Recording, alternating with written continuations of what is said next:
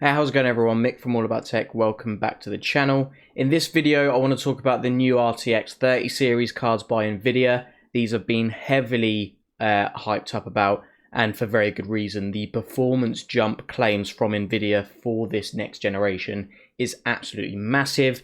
They're claiming that a RTX 3070 card is going to be faster than a 2080 Ti. And that card people have been purchasing recently for as much as £1,200, $1,200. And Facebook Marketplace and eBay has been absolutely flooded with these cards, with 2080 Ti's, 2080s.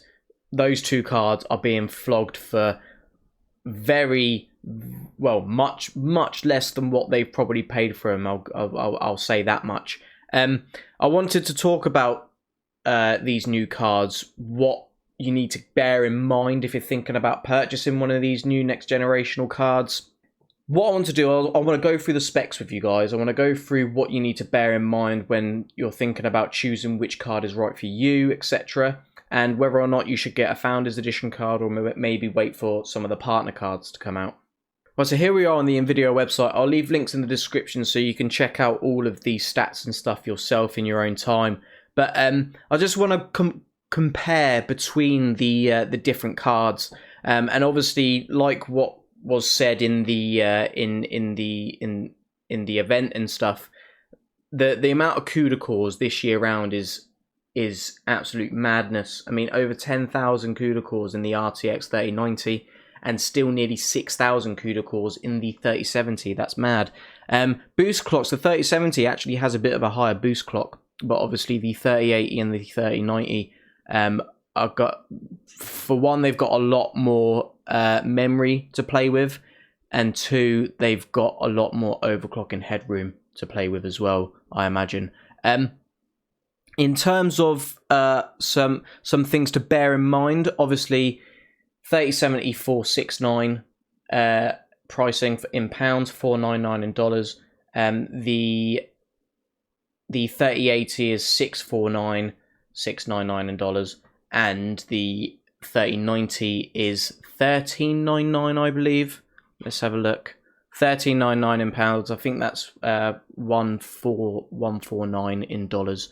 But let's quickly go back to these specs, because I noticed a few people on YouTube were talking about how you need to be careful about your case size, etc. If you've got other PCI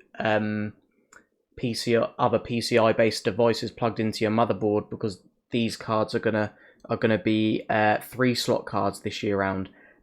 Which I just want to clarify, that's just the 3090. That's a 3-slot card. The 3080 and the 3070 Founders Editions card, at least, they're 2-slot cards. So it's going to be very much unchanged from many of the other previous generation cards.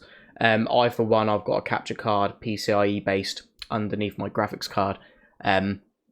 So yeah, it's important to bear that in mind if you're going for a 3090. But I can't remember the last 1-slot card anyway, because it's the fans that are on top of the PCB that takes up the room. So in terms of power as well, bear in mind that the power consumption this gen is a lot higher than previous gen. I mean, the 3070 has a TDP of 220 watts, and they recommend a 650 watt power supply, and then 750 watts for the other two cards. Considering the 3090 is an absolute beast, it's only got a TDP of 30 watts more than the 3080, and they're still recommending the same wattage. But obviously, you need to pay attention as well to what CPU you're running and what other devices you're running as well. Odds are, if you've got a 3090, you're going to be running something like a 10900K. So you're probably going to want to have a bit more than 750. You want to have a little bit more wiggle room. And you don't really, whilst you could probably get away with a 600 watt power supply or a 550 watt power supply, you don't want to try it. Because obviously, again, it depends on what other components you've got in your PC as well. Also, when buying any of these new graphics cards this year round, it is a big performance jump in terms of previous generations again. and you don't want to be caught out with a CPU that bottlenecks them. Even with the 3070, whilst it's still not the performance of the 3080 and the 3090, it's still a lot of performance, and you're still going to need a pretty decent CPU in order to run it. I think the absolute base you should be going is a Ryzen 5 3600. I'd personally go for the 3600 XT because it is the price difference between the 3600 and the XT variant is negligible, and you get a bit of a higher boost clock for it.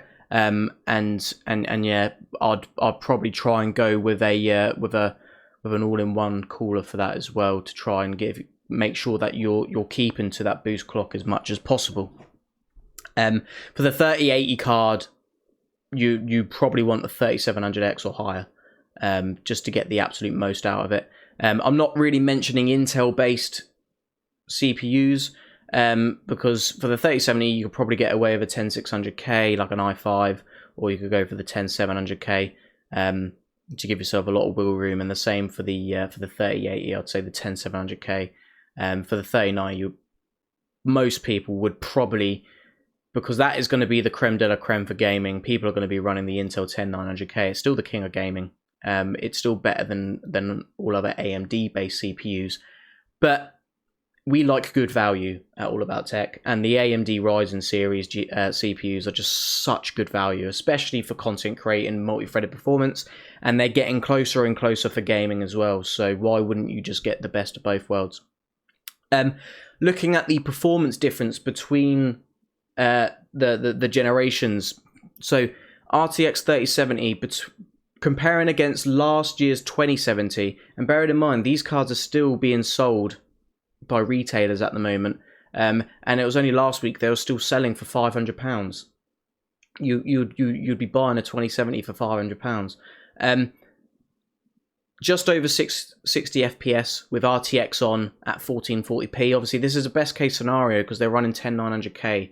They're running 10900K processors in, but as you can see, there is a huge performance gain here. And I'm a bit surprised they didn't put the 2080 Ti in the mix here, because I think the 3070 graph with the 2080 Ti graph, I think they would be very, very close. And even if the 2080 Ti was on top in certain scenarios, you'd still be hard pressed to not be impressed by looking at something like that. When it comes to the 3080 though, you see the gap gets even bigger. So the 3080 compared to the 2080, it is almost double the performance now. And in terms of against the 1080, and this is just to put into perspective, I've got a 1080 Ti in my rig at the moment. A 1080 Ti, obviously, they're turning ray tracing on, but you're not really going to get the benefits of it because they don't support ray tracing. But it just absolutely kills performance. It absolutely kills it. You get less than 10 FPS. It's completely unplayable. But with a 3080, you're getting around 80 FPS. And I'm only using this mainly for control because Borderlands 3 and Minecraft, I don't see them as intensive titles, really. It'll be interesting to see how these cards perform in the likes of Modern Warfare and like GTA and other games that leverage the CPU as well as the GPU, because that'll be where your CPU absolutely matters the most. In those high CPU intense games as well, where there's a lot of background rendering and stuff, open world, things like that. The 3090 doesn't have a graph, but again, they're saying that this is going to be able to game at 8K, and I'm assuming that's 8K 60 FPS because you don't want to play anything less than 60 FPS. 8K, that's madness, absolute madness. Is it necessary? Not in the slightest. At the moment now, I've only just made the jump to 1440p. Only just made the jump. And the 1080 Ti still runs ever so well with 1440p 165 Hz. I don't get the full 165 Hz in games like Call of Duty Modern Warfare. I don't quite get there, but I'm averaging around 130 FPS, which is still fantastic. I'm really excited for these new cards. I'm really excited for them. This is going to be a very interesting few weeks ahead of us when all the embargoes get lifted and when all the reviews come out of these new cards. I think the Founders Editions card is going to be the one to get. They look so good this year, and it looks like they've really put into, especially with the 3080 and the 3090, they've put a lot of effort into the cooling. How you got one fan going one way and the other fan going the other way. It is a really cool concept, and they do look really cool. And even the 3070 in terms of cooling looks good as well. The 3090 is, again, people were annoyed that this card was that much, 1399. But you got to remember that is a direct Titan replacement, and the Titan RTX last year cost $2,500, so it's over £1,000 less. So that's something you kind of got to take with a pinch of salt. It's not called a Titan, but remember, it is a Titan. It is the Titan replacement.